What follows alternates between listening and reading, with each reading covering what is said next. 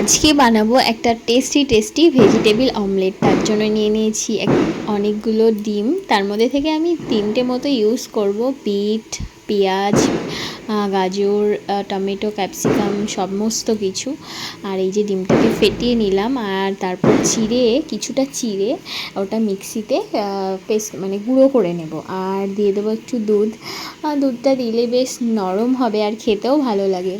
তারপর দেবো ধনে গুঁড়ো, জিরে গুঁড়ো, হলুদ, লঙ্কার গুঁড়ো, লবণ, সমস্ত কিছু দিয়ে আর সমস্ত ভেজিসগুলো এবার দিয়ে দেবো, যেমন আলু, গাজর, বিট, পেঁয়াজ, লঙ্কা, বরবটি, ক্যাপসিকাম, টমেটো, সমস্ত ভেজিসগুলো দিয়ে এরপর এই যে চিড়ে আমি গুঁড়ো করে নিয়েছিলাম সেটাই দিয়ে দিলাম। এটাতে না অনেকটা ক্রিস্পি হবে আর কি এই অমলেটটা।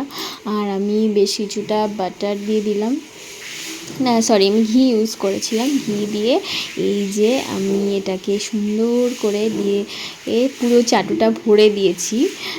বড় করে বানাবো, কি কষ্টে যে এটাকে আমি উল্টেছি কি বলবো, যাক ভাঙেনি এটাই বড় কথা। তারপর সুন্দর করে স্লাইস করে এটা টমেটো সসের সাথে খেয়েছিলাম। ভীষণ টেস্টি আর ভীষণ হেলদি। তোমরাও কিন্তু অবশ্যই বাড়িতে ট্রাই করতে পারো। আর এটা খেলে কিন্তু ভীষণ পেট ভরে, এটাই হচ্ছে অনেকক্ষণ পর্যন্ত পেট ভরা থাকে। সকালে তাড়াহুড়োতে এটা বানিয়ে ফেলতে পারো।